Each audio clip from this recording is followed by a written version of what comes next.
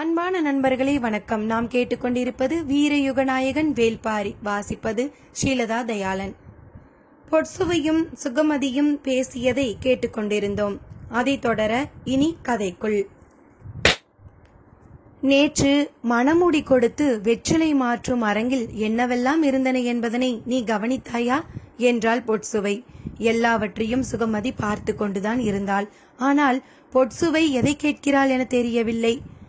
அரங்கில் அலங்கரித்து வைக்கப்பட்டிருந்த தட்டுகள் முழுவதிலும் பூக்களும் கனிகளும் மட்டுமே வைக்கப்பட்டிருந்தன.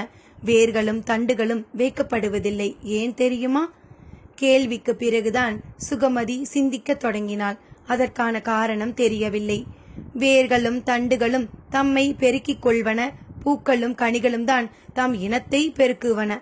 அலங்கரித்த தட்டில் வைத்து கனி மாற்றப்பட்டதன் காரணம்தான் நாம் மாற்றப்படுவதும். ஓரளவு கல்வி அறிவு கொண்டவள்தான் சுகமதி. வணிக குலத்திலிருந்து வந்தவள்தான் அவளும். அதனால்தான் பொற்சுவை பேசும் பொருளின் ஆழம் அவளுக்கு புரிந்தது. ஆனால் அதை எதிர்கொள்ளும் மனவலிமை அவளிடம் இல்லை. மனமாற்றத்துக்கு தான் வைகை கரைக்கு போவோம் என்று சொல்லி அழைத்து வந்தாள். ஆனால் இங்கு நடப்பது தலைகீழாக இருந்தது. வைகை கரையை விட்டு விரைவில் அகலமாட்டோமா என்று தோன்றியது சுகமதிக்கு. அதுவும் தட்டில் என்னென்ன கனிகள் வைக்கப்பட்டிருந்தன என்று பார்த்தாயா?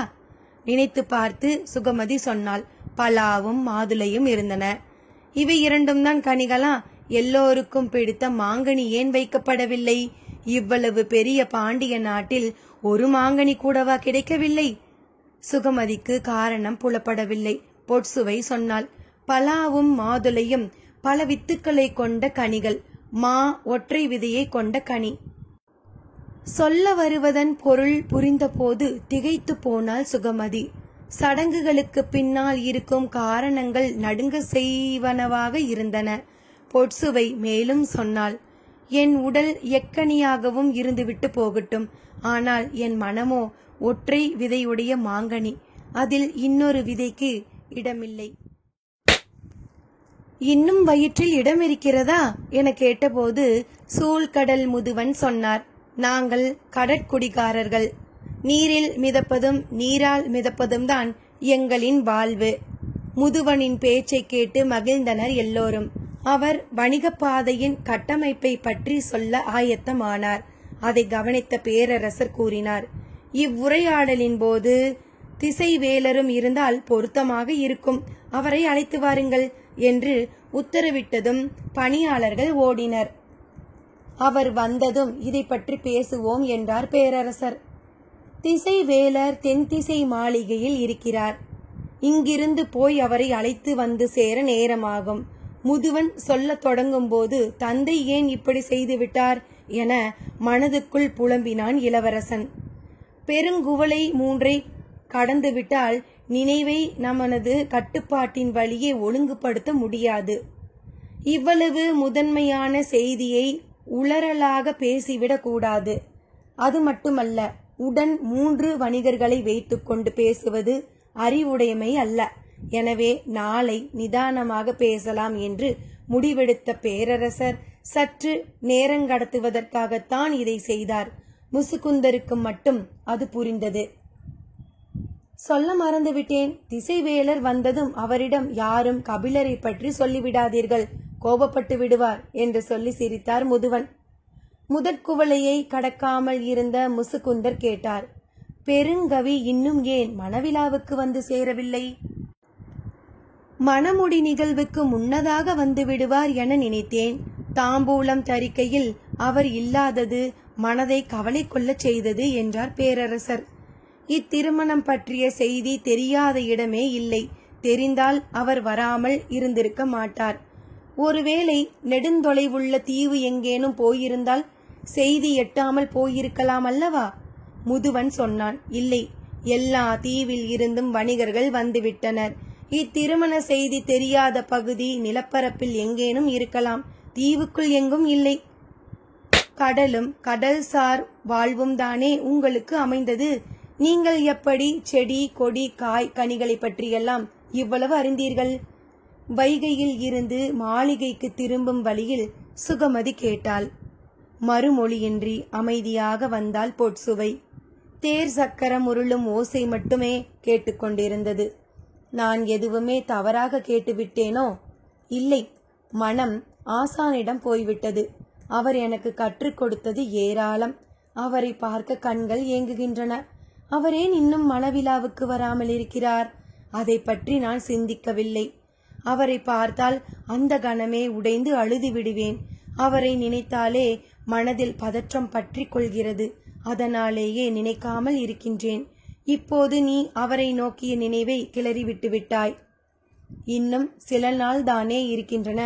அதற்குள் வந்து விடுவார் என நினைக்கிறேன். வருவதாக இருந்திருந்தால் எப்போதோ வந்திருக்க வேண்டும். அதற்கான நாட்கள் கடந்துவிட்டன. இனி அவர் வரமாட்டார். பாண்டிய பேரரசின் போற்றுதலுக்குரிய பெருங்கவி உங்கள் பேராசான். பின் எப்படி வராமல் இருப்பார்? இம்மணவிழா பற்றிய செய்தி தெரிந்தால்தானே வர முடியும். வேந்தர்கள் அனைவருக்கும் சிற்றரசர்கள் எல்லோருக்கும் அழைப்பு அனுப்பப்பட்டுள்ளது.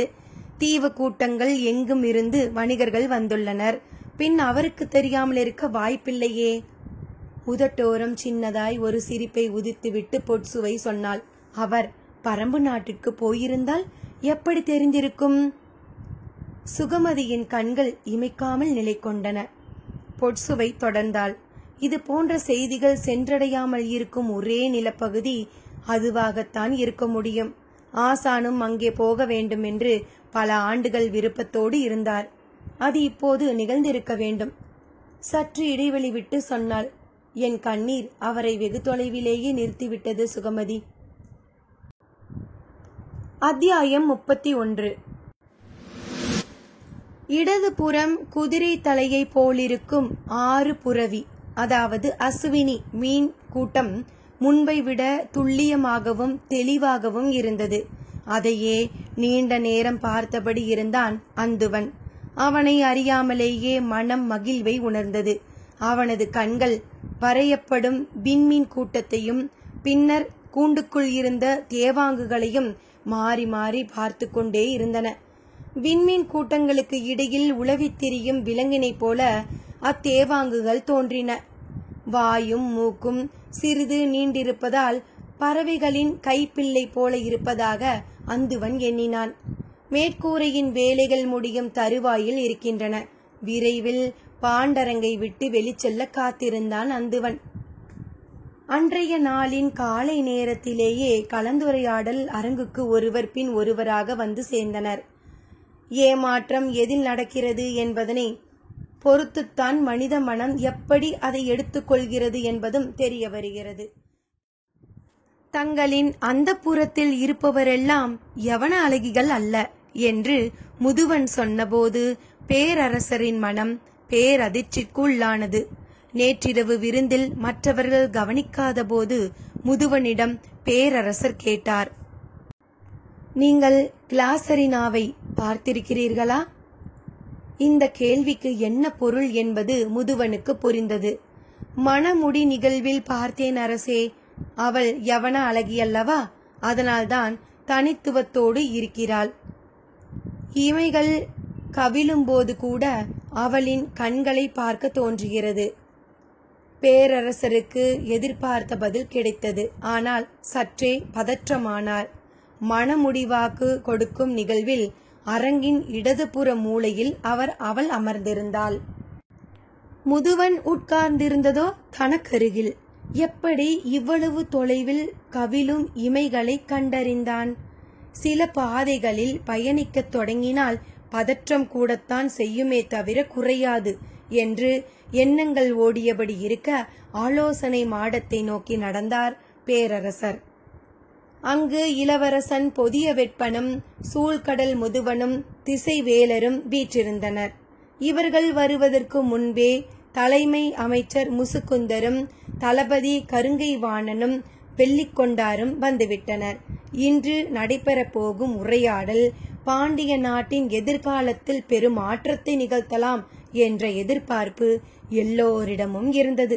நேற்று தற்செயலாக நிகழ்ந்த ஓர் உரையாடல் இவ்வளவு ஆக்கப்பூர்வமான இடத்திற்கு வரும் என்று நான் நம்பவில்லை என்று வெள்ளிக்கொண்டார் சொல்லிக் கொண்டிருந்தார். ஆனால் இது தற்செயல் அன்று என்பது சிலருக்கு மட்டும் தெரிந்திருந்தது. பேரரசர் வந்ததும் பேச்சு தொடங்கியது. தோல் வரைபடம் ஒன்றை மரப்பலகையில் விரித்தார் முதுவன். எல்லோரும் அதை சுற்றி நின்றனர். பார்த்தவுடன் புரிந்தது அது யவனர்களின் வரைபடம் என்று. இவ்வணிக பயணம் 3 இடங்களில் தங்கல்களை கொண்டது. கொட்கையிலிருந்து புறப்பட்டால் முதல் தங்கல் சிந்து ஆறு கடலிற் புகுமிடத்தில் இருக்கும் பாப்ரிகோனில். அங்கு ஓய்வெடுத்துக் கொண்டு தேவைப்பட்டால் அடிமைகளை மாற்றிக்கொண்டு கப்பல் புறப்படும். அங்கிருந்து செங்கடலின் முனையில் இருக்கும் பெர்னிக்கே துறைமுகத்திற்கு செல்ல வேண்டும். அங்கிருந்து பொருட்களை கழுதைகளின் மீதேற்றி நடத்தி மணற்பரப்பை கடந்து நீல ஆற்றங்கரையில், அதாவது நைல் நதியில் இருக்கும் கோபடஸ் துறைமுகத்திற்கு கொண்டு செல்ல வேண்டும். அங்கிருந்து மீண்டும் கப்பல் மூலமாக யவனத்தை அடைய வேண்டும். யவனர்கள் தமிழ் நிலத்தில் 2 கோட்டைகளை கட்டி வீரர்களையும் எண்ணற்ற அடிமைகளையும் வைத்துள்ளனர். தங்களின் நாவாய்க்களை பழுது பார்க்க தேர்ந்த தச்சர்களையும் வைத்துள்ளனர். இதே போன்று பாப்ரிகோன், பெர்னிக்கே, கோபடஸ் ஆகிய 3 இடங்களிலும் கோட்டைகள் அமைத்து எல்லா ஏற்பாடுகளையும் செய்து வைத்துள்ளனர். இப்பெரும் பயணத்தில் மேலிமேடும் மங்களகிரியும் கடற்கொள்ளையர்கள் அதிகமுள்ள பகுதி. அதேபோல செங்கடலில் இருந்து பெர்னிக்கே செல்லும் வழியில் பாலை மணற்பரப்பில் கருங்கொள்ளையர்களின் தாக்குதல் அதிகம் நிகழும். அவற்றை சமாளிப்பதில் சிறு தவறு நடந்தால் கூட எல்லாம் அழியும். அதனால்தான் தேர்ந்த படை வீரர்கள் கப்பலின் பாதுகாப்புக்கு இருப்பதும் 1க்கும் மேற்பட்ட கப்பல்கள் மொத்தமாகவும் போவதும் முக்கியமாகிறது. இவையெல்லாம் தெரிந்த செய்திகள்தான். இவற்றில் முதன்மையானது ஒவ்வொரு கோட்டையிலும் எத்தனை வீரர்கள், எத்தனை அடிமைகள் நிறுத்தி வைக்கப்பட்டிருக்கிறார்கள் என்பதுதான். பெர்னிக்கோவை தாண்டி நாம் ஒன்றும் செய்ய முடியாது. ஆனால் இங்கிருந்து பெர்னிக்கே வரையிலான பயணத்திற்கு நாம் சில தங்கல்களை ஏற்படுத்த முடியுமல்லவா என கேட்டார் முசுகுந்தர். நமது நாட்டில் யவனச்சேரியை அவர்கள் அமைத்துள்ளதைப் போல பாப்ரிகோனிலும் பெர்னிக்கேவிலும் ஒப்பந்தம் செய்து கொண்டு நாம் தங்கல்களுக்கான கோட்டைகளை அமைக்கலாம் என்றார் வெள்ளிக்கொண்டார்.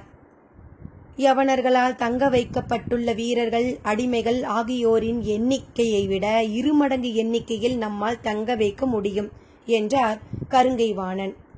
பேரரசர் அவனது கூற்றை உற்று நோக்கினார். மேலிமேட்டிலும் மங்களகிரியிலும் கடற்கொள்ளையை நடத்தி கொண்டிருப்பவர்கள் யாரென நமக்கு தெரியும்.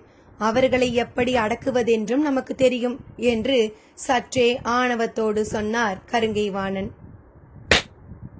இன்று மணசடங்கின் முதல் நிகழ்வான சிலம்பு கழிதல் நிகழ்வு.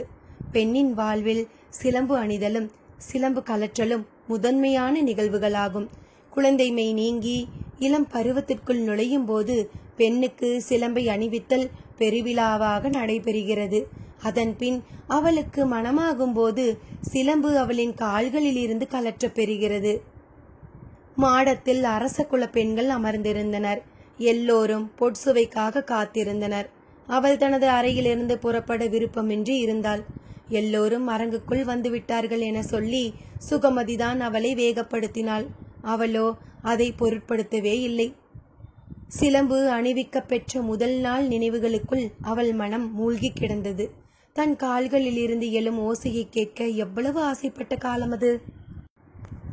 ஓசைக்காகவே ஓடி பார்த்தது எத்தனை முறை, எத்தனை விதத்தில் கால்களை தரை தட்டி பழக்கினோம்.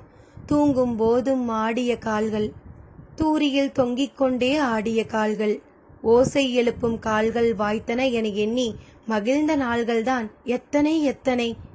பறவைகள் சிறகுகளுக்குள் தலை நுழைத்து கோதிக்கொண்டே இருப்பதைப் போல குனிந்து 2 கைகளாலும் சிலம்பை தொட்டு அசைத்து கொண்டே இருந்தது ஒரு காலம். சிலம்பு அணிதலுக்கு தந்தை நாள் குறித்த போது அண்ணன் தான் கேட்டான். என்ன பரல் கொண்டு சிலம்பு செய்ய போகிறீர்கள்? நீயே சொல், உன் தங்கையின் காட்சிலம்புக்கு என்ன பரல் வேண்டுமென்று. நாளை சொல்கிறேன் என்று சொல்லிவிட்டு போனான். மறுநாள் இல்லத்தின் முற்றத்தில் அனைவரும் அமர்ந்திருக்கும் போது உள்ளே வந்தவன் தந்தையை பார்த்து கேட்டான். தந்தையே, என்றென்றும் வெல்ல வேண்டும் என்பதற்காக தங்களின் மணிமுடியில் அரசர்கள் பதிக்க விரும்புவது எந்த வகை மணிக்கற்களை? இளஞ்சிவப்பு நிற மணிக்கற்களை, அதாவது இளஞ்சிவப்பு மாணிக்க கற்களை தங்களின் மணிமுடியில் பதித்தால் எப்போரிலும் வெல்லலாம் என்று சொல்வார்கள். அப்படியென்றால் இளஞ்சிவப்பு நிற மாணிக்க கல்லை கொண்டு என் தங்கையின் கால்களுக்கு சிலம்பு செய்யுங்கள். அதை கேட்ட தந்தை, அவள் எந்த போரை வெல்லப் போகிறாள் மகனே என்றார். அவள் ஒரு பேரழகி. நாளை அவளுக்காகவே போர் நடக்கலாம், அல்லது அவளே ஒரு போரை நடத்தலாம், யாரறிவார்? தந்தை அதிர்ந்து போனார். தயக்கம் நீங்க நேரமானது. நாம் வணிகர் குலம் என்பதனை இவன் அடிக்கடி மறந்து விடுகிறான். அதுவும் தங்கை என்று வந்துவிட்டால் இவனது எண்ணம் கட்டுக்குள்ளே இருப்பதில்லை என்று எண்ணியபடி, எங்கிருந்து கிடைக்கும் இவ்வளவு கற்கள் என கேட்டார். பெருவணிகர் நீங்கள், எங்கு கிடைக்கும் என உங்களுக்கு தெரியாதா என்று சொல்லிவிட்டு போய்விட்டான். தந்தை பெரும் குழப்பத்திற்கு உள்ளானார். வணிகர்கள் உருவாக்கிய கதைக்குள் இப்போது பெருவணிகர் ஒருவரே மாட்டிக்கொண்டார். அந்த குறிப்பிட்ட தீவு எதுவென தந்தை அறிவார். அவரே புறப்பட்டு போனார். கப்பல் நீர் கிழித்து போனது. நில்லாது அசையும் மலை போல அதன் பின் ஓசை நில்லாது ஒளி எழுப்பிக் கொண்டே இருக்கும். இளஞ்சிவப்பு நிற மாணிக்க கல் கொண்ட சிலம்பு பொற்சுவையின் கால் சிலம்பானது. பிற 3 இடங்களிலும் யவனர்கள் உருவாக்கியுள்ள கோட்டைகளில் எத்தனை வகையான பொறிகள் இருக்கின்றன என்று வரிசைப்படுத்தினார் சூழ்கடல் முதுவன். அதுவரை அவ்விடங்களில் உள்ளவை மிக பாதுகாப்பான கோட்டைகள், அவற்றினுள் வீரர்கள் உள்ளனர் என்று மட்டும்தான் தெரியும். ஆனால் யவனர்களின் வலிமை கோட்டையிலும் வீரர்களிடமும் மட்டுமல்ல, எண்ணற்ற பொறிகளை அவர்கள் உருவாக்கி உள்ளனர். அவைதான் அவர்களின் வலிமைக்கு அடிப்படை என்று கூறியபடி பொறிகளை பட்டியலிட்டார். பெரும் தோல் கயிற்றால் இழுத்து கட்டப்பட்டு கவட்டை போல் இரும்பு கம்பிகள் நீண்டபடி கோட்டை மதிலில் நிறுத்தப்பட்டுள்ள எந்திரவில். இதை இயக்க ஒரு சிலர் போதும். இதிலிருந்து ஒரே நேரத்தில் 100கணக்கான அம்புகள் பாய்ந்து வெளிவரும். 2 எந்திர வில்கள் இருந்தால் கோட்டையை எதிரிகள் நெருங்க விடாமல் பார்த்து கொள்ளலாம். 100கணக்கான கற்களை உமிழும் கவன் பொறி, இரும்பால் செய்யப்பட்ட சிற்றூசி உருளைகளை வீசி எறியும் கூடை பொறி, கோட்டை மதிலை நெருங்கும் பகைவரின் உடலை கொத்தி தூக்கும் தூண்டிற்பொறி, அதையும் மீறி மேலேறுபவரை அகலியை நோக்கி தள்ளும் கவை பொறி என்று வரிசையாக தாக்கவும் தடுக்கவும் யவனர்கள் பயன்படுத்தும் பொறிகளை பட்டியலிட்டு கொண்டே வந்தார். கடைசியாக 3 பொறிகளை பற்றி சொல்லியபோது எல்லோரும் வாயடைத்து போனார்கள். சிறிது நேரம் எந்த பேச்சும் இல்லை. பொற்சுவையின் வருகைக்காக எல்லோரும் அரங்கில் நெடுநேரமாக உட்கார்ந்திருந்தனர். அவளோ நினைவுகளில் மூழ்கியவளாக அறையை விட்டு அகலாமல் இருந்தாள். அரச குடும்பத்தின் மூத்த பெண்மணிகள் காரணம் அறியாமல் திகைத்தனர். இன்னும் சிறிது நேரத்தில் பேரரசியார் வந்து விடுவார், அதற்குள் அழைத்து வாருங்கள் என்று ஆள் மாற்றி ஆள் அனுப்பிக்கொண்டே இருந்தனர். ஒப்பனை இன்னும் முடியவில்லை என்று இடைவிடாமல் மறுமொழி சொல்லிக் கொண்டே இருந்தாள் சுகமதி. பொழுதாகிக் கொண்டே இருந்தது. நிலைமையை எப்படி கையாள்வது என்று தெரியாமல் திணறிக் கொண்டிருந்த சுகமதிக்கு ஓர் எண்ணம் பிறந்தது. பொற்சுவையை அழைத்து வர அனுப்பப்பட்ட பணிப்பெண்களிடம் பெரும் கூடையை கொடுத்து விட்டாள். அவர்கள் அதை எடுத்துக்கொண்டு அரங்குக்குள் வந்தனர். அரங்கில் இருந்த மற்றவர்களுக்கு என்னவென்று புரியாமல் இருந்தபோது பணிப்பெண்கள் சொன்னார்கள், சிலம்பு கலற்றும் விழாவுக்காக சாவகத்திலிருந்து கொண்டு வரப்பட்டதாம் என்று சொல்லியபடி பெட்டியில் இருந்த பனை விசிறியை எடுத்து ஆளுக்கு ஒன்றாக கொடுத்தனர். பனை விசிறியா என்று சற்றே முகம் சுளித்தபடி வாங்கியவர்கள் அதை விரிக்கத் தொடங்கினர். விரியும் பனை ஓலை முழுவதும் அழகிய ஓவியங்கள் நிரம்பி இருந்தன. அத்துணையும் இணையற்ற எழில் கொண்டவை. அனைவரின் கண்களும் ஓவியங்களை உற்று பார்க்கும் போதுதான் தெரிந்தது, பனை விசிறியின் மேல் முனையில் முத்துக்கள் பதிக்கப்பட்டிருந்தது. வாங்கியவர்கள் வாய்ப்பிழந்து பார்த்து கொண்டிருந்தனர். பறவையின் சிறகு போல விசிறியை விரிக்கும் போது ஓவியங்களின் அழகும் முத்துக்களின் ஒளியும் மெய்மறக்க செய்தன. ஒருவர் கூட விசிறியை விசிறாமல் கண்ணாடியைப் போல முகத்துக்கு நேராக வைத்து பார்த்து கொண்டிருக்கையில் ஒருத்தி மட்டும் சொன்னாள், விசிறிக்கே இவ்வளவு வேலைப்பாடுகள் செய்யப்பட்டுள்ள போது இளவரசிக்கு ஒப்பனை செய்ய பொழுதாகாமல் என்ன செய்யும்? நமது களங்களை விட யவனர்களின் நாவாய்க்கள் சிறப்பு மிக்கவையா? இரண்டுக்குமான வேறுபாடுகள் என்ன? இளவரசரின் வினாவுக்கு சூழ்கடல் முதுவன் சொல்லப்போகும் விடை கப்பலின் இயங்கு பொறிகளை பற்றியதாக இருக்குமென நினைத்தனர். ஆனால் அவர் வேறு ஒரு விடையை சொன்னார். கடற்பயணத்தின் வலிமை என்பது கப்பலோடு தொடர்புடையதல்ல, கணிதத்தோடு தொடர்புடையது. வானியலும் நிலவியலும் பற்றிய கணித அறிவே கடற்பயணத்தின் வெற்றி தோல்விகளை முடிவு செய்கிறது. இவ்விரண்டிலும் நமது அறிவு வலிமை மிக்கதுதானே. முசுகுந்தரின் கூற்றுக்கு முதுவன் மறுமொழி சொன்னார்.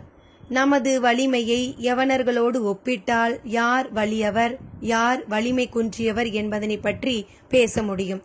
ஆனால் கடல் பயணத்தில் வலிமையை ஒப்பிட வேண்டியது பிற கடலாடிகளோடு அல்ல, எழும் அலைக்கடலுடன் வீசும் காற்றுடனும் இழுத்துச் செல்லும் நீரோட்டங்களுடனும் தான்.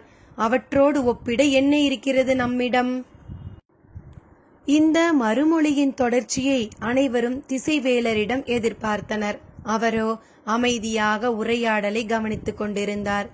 கடலையும் காலத்தையும் புரிந்து கொள்வதில் நமக்கும் யவனர்களுக்குமே வேறுபாடுகள் உள்ளன.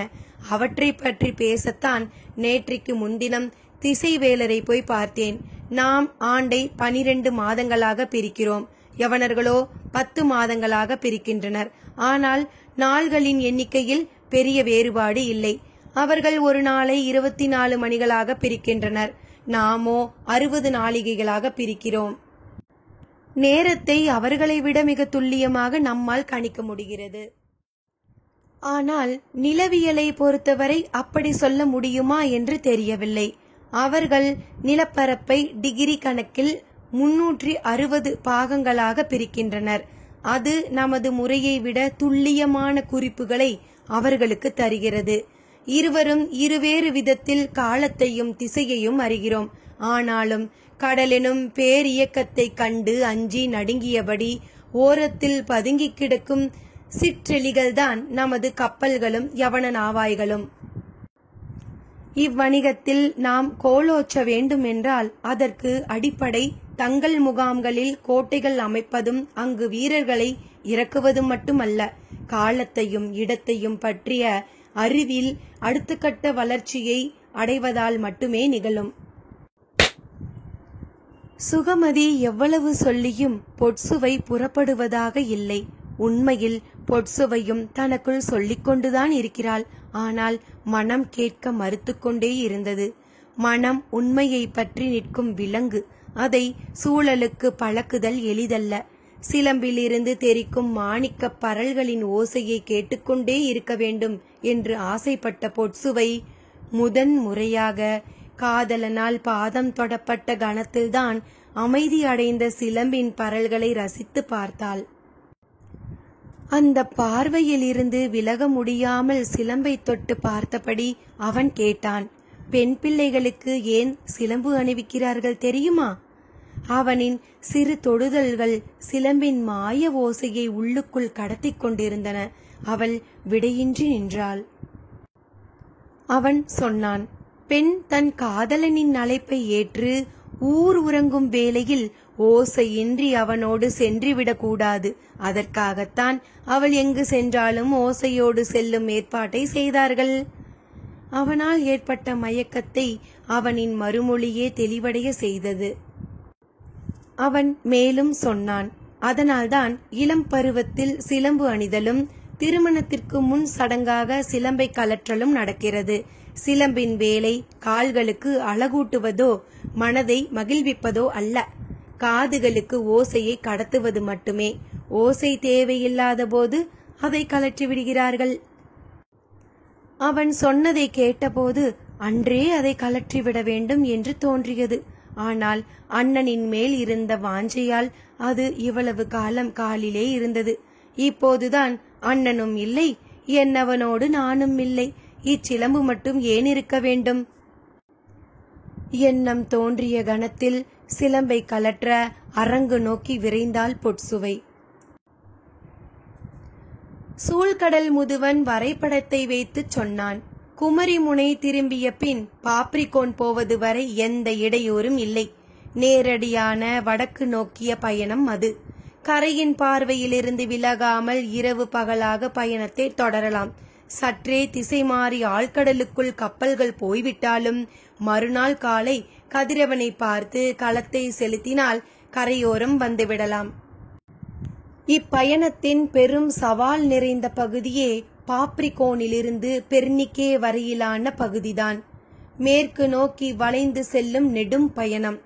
கரையின் பார்வையை தவறவிட்டோம் என்றால் நாம் பெரும் சிக்கலில் மாட்டிக்கொள்வோம்.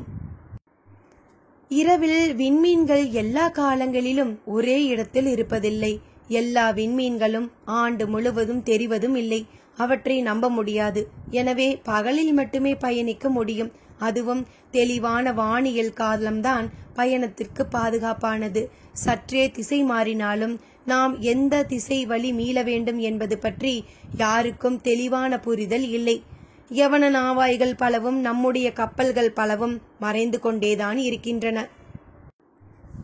பாப்ரிகோன் முதல் பெர்னிக்கே வரையிலான பகுதிக்கு துல்லியமான திசை அறிதலுக்கான வடிவம் ஒன்றை நாம் கண்டடைந்தால் கடற்பயணத்தின் பெரும் சாதனையாக அது அமையும். வரைபடத்தை காட்டி நிலைமையை முழுவதுமாக விளக்கினார் சூழ்கடல் முதுவன். அதன் பின் எல்லோரும் திசைவேலரை பார்த்தனர். பார்வைக்கான பொருள் அவருக்கு புரிந்தது. ஆனால் அவர் எதுவும் பேசாமல் வரைபடத்தையே பார்த்து கொண்டிருந்தார். பாப்ரிகோன் முதல் பெர்னிக்கே வரையிலான பயணத்தின் கடைசியாக கப்பல்கள் எப்போது மறைந்தன? 3 மாதங்களுக்கு முன்பு 3 நாவாய்களும் 2 கப்பல்களும் மறைந்துவிட்டன. சற்றே சிந்தித்தபடி இருந்தவர் சொன்னார். 3 மாதங்களுக்கு முன்பு மேலை காற்று உச்சங்கொண்டிருந்த காலம். அப்போது தவறிய கப்பல்கள் நடுக்கடல் நோக்கி போக முடியாது. அதற்கு எதிர் திசையில்தான் காற்று தள்ளிக்கொண்டு வந்திருக்க வேண்டும். அவர்கள் பாதுகாப்பாக கரை ஒதுங்கி இருப்பார்கள். அப்படி எதுவும் நிகழவில்லையே.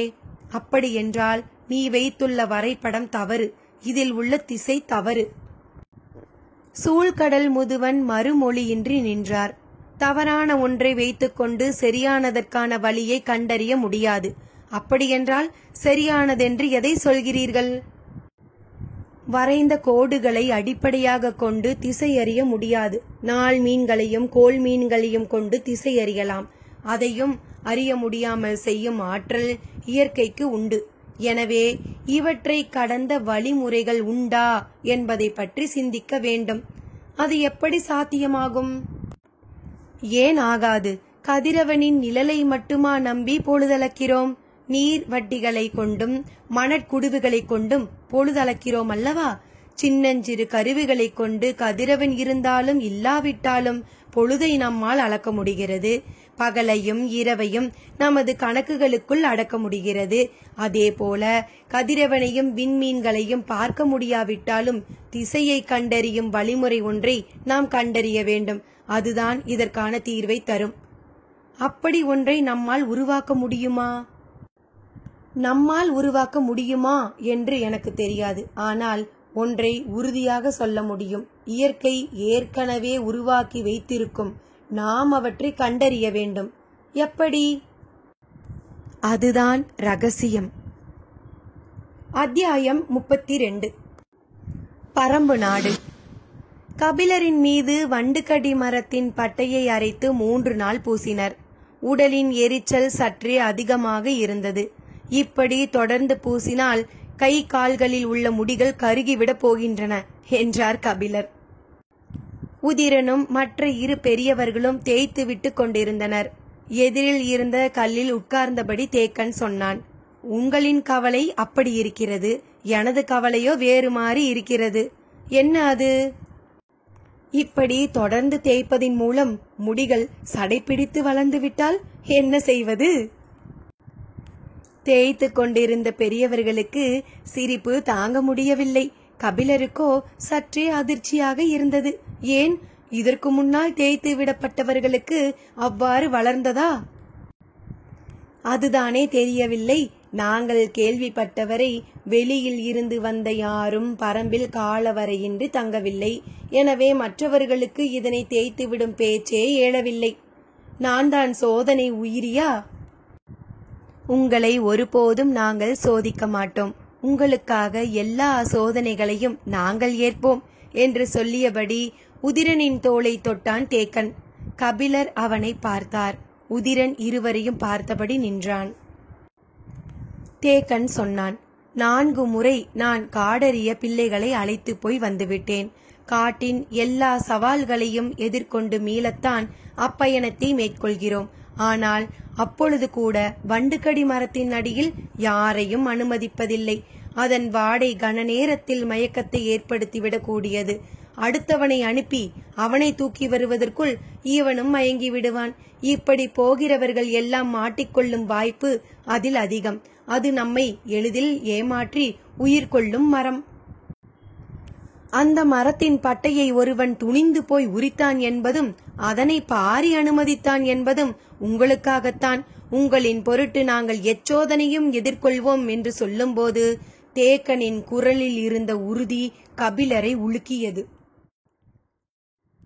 தேய்த்த மருந்தோடு குறிப்பிட்ட நேரம் வரை அமர்ந்திருந்த கபிலர் பின்னர் குளித்துவிட்டு வந்தார். தேக்கனும் அவரும் பொழுதெல்லாம் பேசினர்.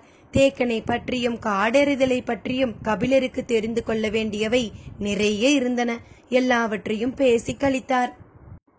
1 வாரம் கழிந்தது.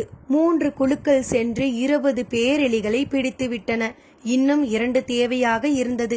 தோழர்களோடு உதிரன் புறப்பட்ட போது கபிலரும் புறப்பட்டார். இத்தனை நாள் நான் ஓய்வில்தானே இருந்தேன் என சொல்லி புறப்பட்டார். அவர் புறப்பட்டால் பாரியும் வந்து விடுவான் என்பது எல்லோருக்கும் தெரியும். ஆனால் கபிலர் வராமல் இருந்த நாட்களிலும் பாரி வேட்டைக்கு வந்தான். அதுதான் ஏன் என்று புரியாமல் வீரர்கள் திகைத்தனர். பரம்பு மலையின் மேற்றிசை குன்றுகளிலே அவர்கள் அதிகம் அலைந்து திரிந்தனர். பழக்கம் போல குழுக்கள் புறப்பட்டன. வடக்கு திசை நோக்கி செல்லலாம் என்று அவர்கள் முடிவு செய்த போது அதற்கு நேரெதிராக தென்மேற்கு திசை நோக்கி போகுமாறு பாரி சொன்னான். உதிரனுக்கும் மற்ற வீரர்களுக்கும் அதற்கான காரணம் புரியவில்லை. அவர்களை அனுப்பி வைத்த தேக்கனால் உய்தறிய முடிந்தது. அவர்கள் எவ்வியூரின் தென்மேற்கு திசையில் போனார்கள். அப்பகுதியில் புலிகள் மிக அதிகம். அவற்றிடம் தப்பித்தான் பேரெலிகள் உயிர் வாழ வேண்டும். பிற பகுதியோடு ஒப்பிட்டால் மிக மிக குறைவாகத்தான் இப்பகுதியில் பேரெலிகள் இருக்க வாய்ப்புண்டு.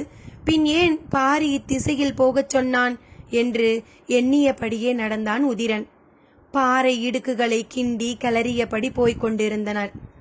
பேரெலியின் எச்சங்கள் எவையும் தென்படவில்லை.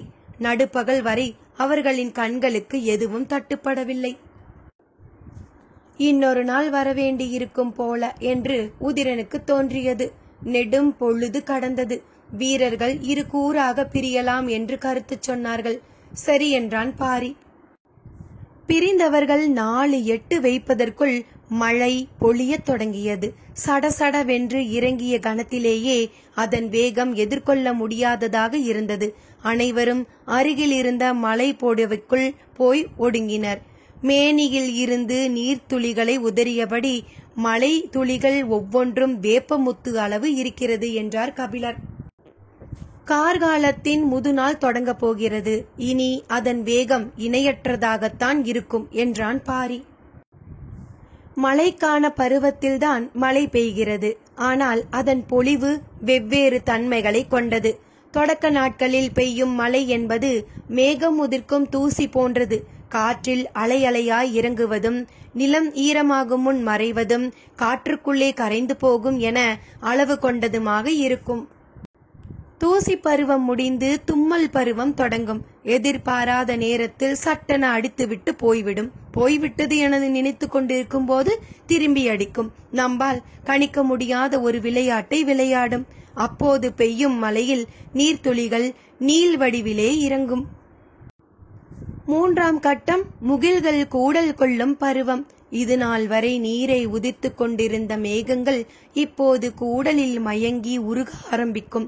இனி மேகங்கள் சூழ வலம் வந்து வானில் இடைவிடாமல் கூட காதல் கசிந்து காற்றாய் உருகி ஓடும். மழைத்துளிகள் வேப்பமுத்து அளவினை கொண்டிருக்கும். 4ஆம் பருவத்தில் மோகம் கொண்ட முகில்கள் தரை வந்து தங்கும். நிலம் வானுக்குள் நுழையும். மரத்தின் உச்சிக்கிளை மேகத்தின் வெளிப்புறம் நீண்டிருக்க வேரில் மழை நீர் பாய்ந்தோடி கொண்டிருக்கும். அது இயற்கையின் அதிசய காலம். வானுக்கும் மண்ணுக்கும் இடையில் இருக்கும் ஏணி விலகிக்கொள்ள மேகக்கூட்டம் மரம் செடி கொடிகளினிடையே மீனை போல நீந்தி போகும். ஒருவரை ஒருவர் பிடித்தும் விலகியும் கரைந்தும் உருகியும் காதல் கொள்ளும் காலம். இதுவே கார்காலத்தின் முதுநிலை பருவம்.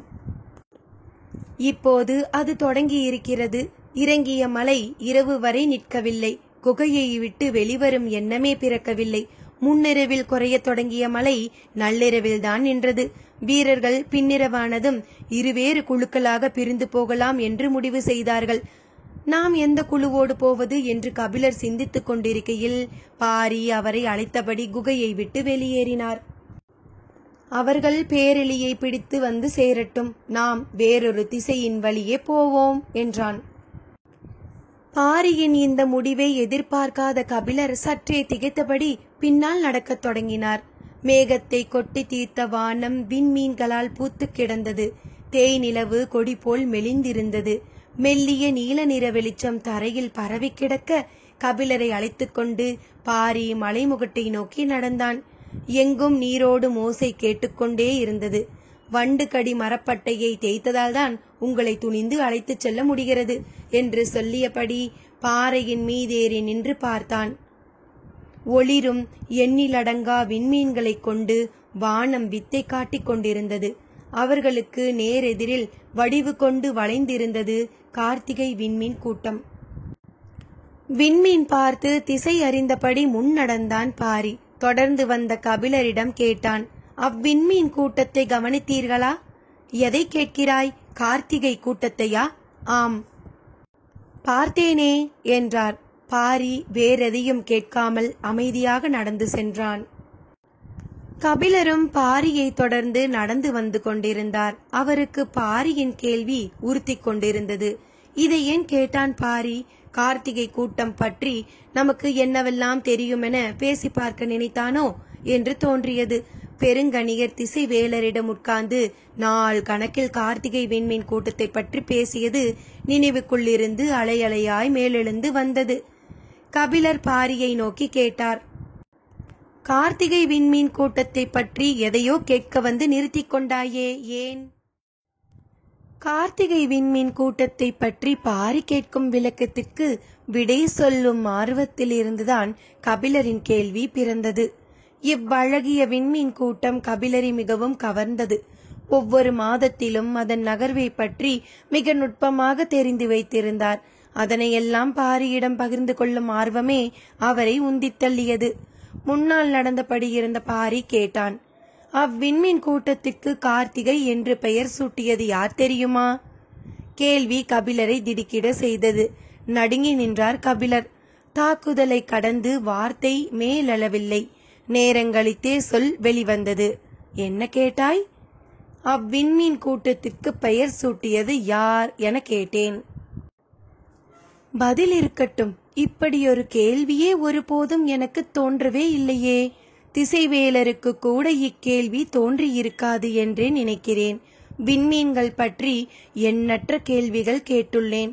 உன் ஐயங்கள் தீரவே தீராதா என்று திசைவேலர் பல முறை சலித்து கொண்டுள்ளார்.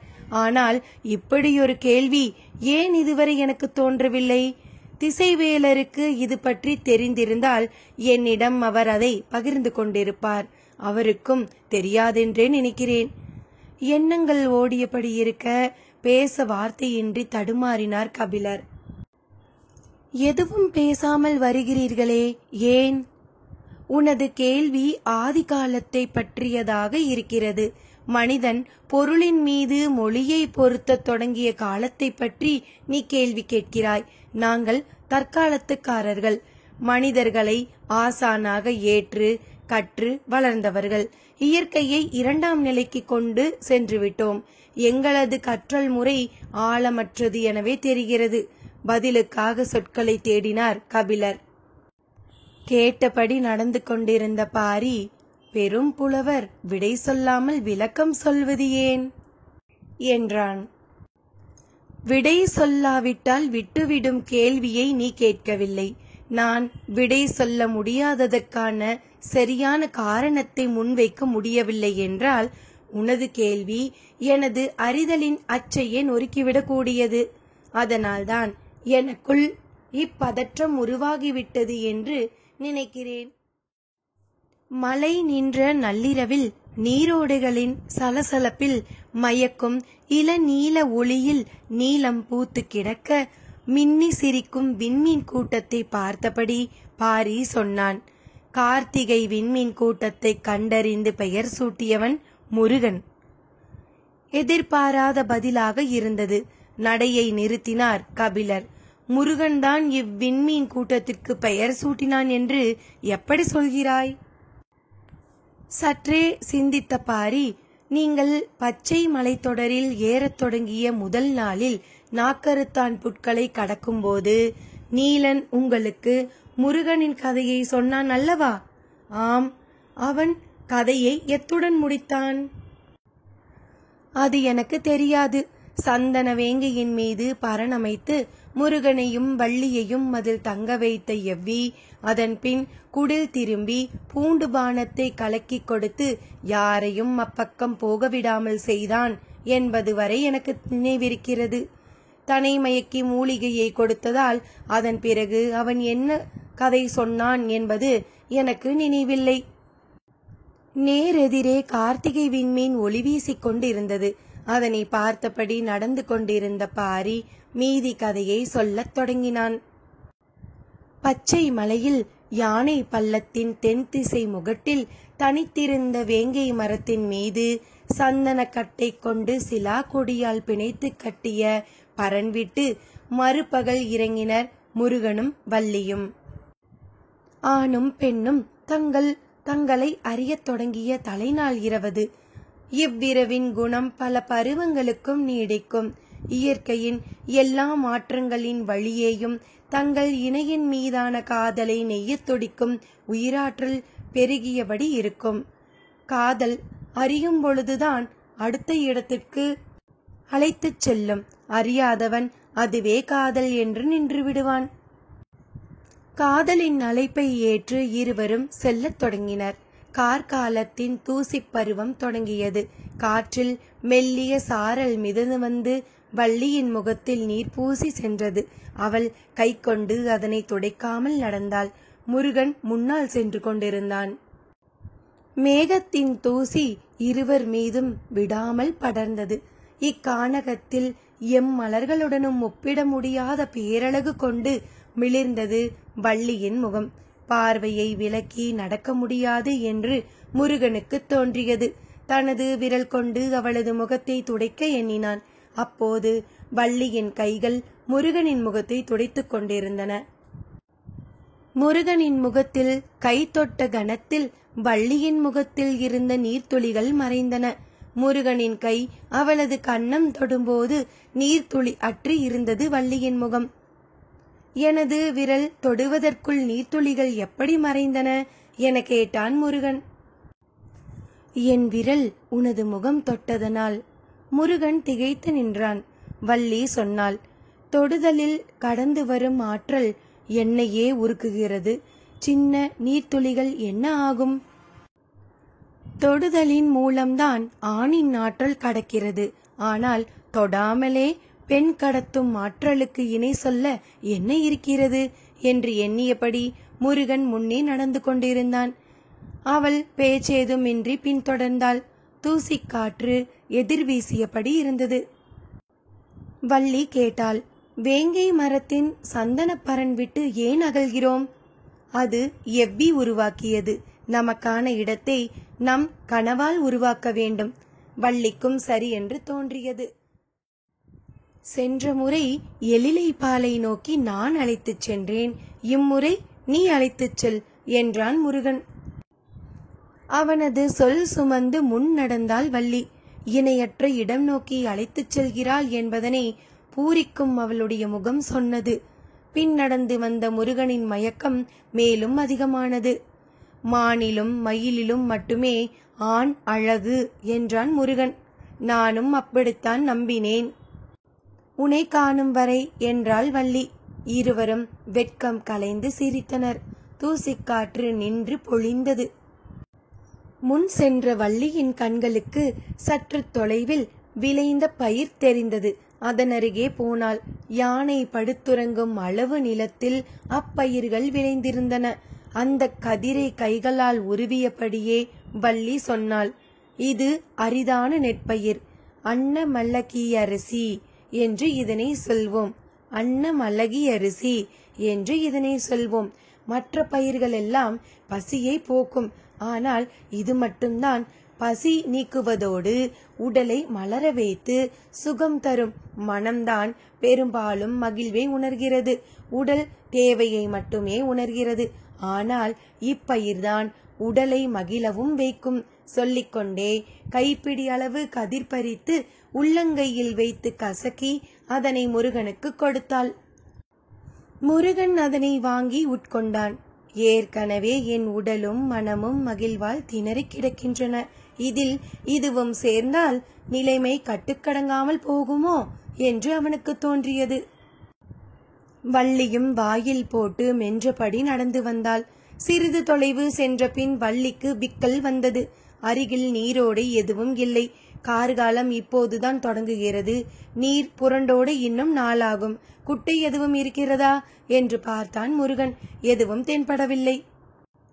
வள்ளிக்கு உடனடியாக குடிக்க நீர் தேவைப்பட்டது. ஆனால் அவ்விடம் கிடைக்காது என தெரிந்தது.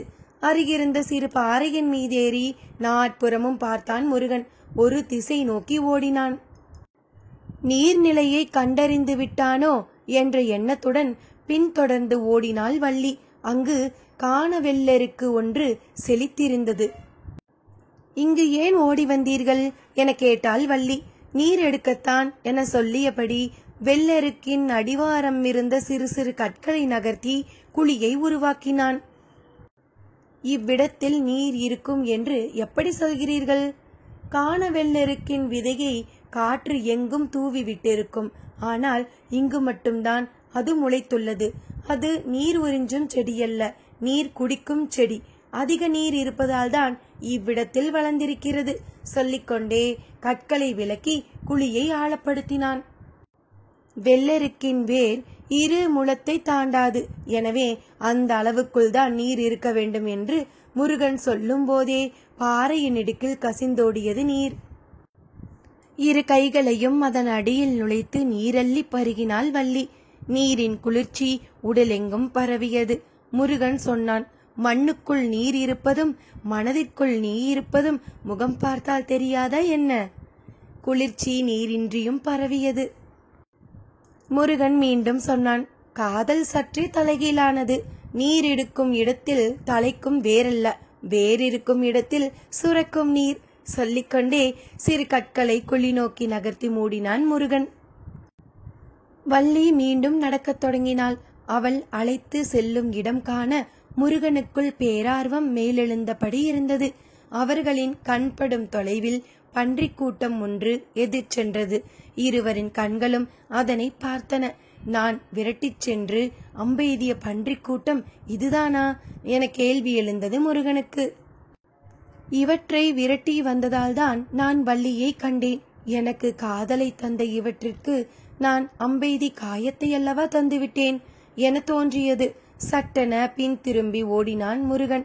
வெள்ளெருக்கஞ்செடியின் அடிவாரத்தில் மூடிய கற்களை மீண்டும் கிளறி அகற்றி பன்றிகள் நீரருந்த வழி செய்துவிட்டு ஒதுங்கினான். பன்றிக் கூட்டம் நீர் நோக்கி நகர்ந்தது. அதன் குவிவாய் நீர் தொட்டு உறிஞ்சின. பார்த்து கொண்டே வள்ளியின் அருகில் வந்தான் முருகன். அவள் கேட்டாள், இவற்றின் முதுகில் செந்தாது படிந்திருப்பதை பார்த்தீர்களா? இவற்றின் உடலில் காயம் இருக்கிறதா என்பதைத்தான் எனது கண்கள் தேடின. வேறெதையும் நான் கவனிக்கவில்லையே. கார்காலத்தில் முதலில் மலரும் செங்கடம்பு மலரத் தொடங்கிவிட்டது. அம்மர அடிவாரத்தில் உதிர்ந்து கிடக்கும் மஞ்சள் பாவிய செந்நிற பூக்களின் மீதுதான் இவை படுத்தெழுந்து வருகின்றன. அதனால்தான் இவற்றின் மேலெல்லாம் செந்தாது ஒட்டியிருக்கிறது. அவள் சொன்ன பிறகுதான் அதை கவனித்தான். உடலில் இருக்கும் மயிர்கால்களில் செந்தாது பூசியிருந்தது.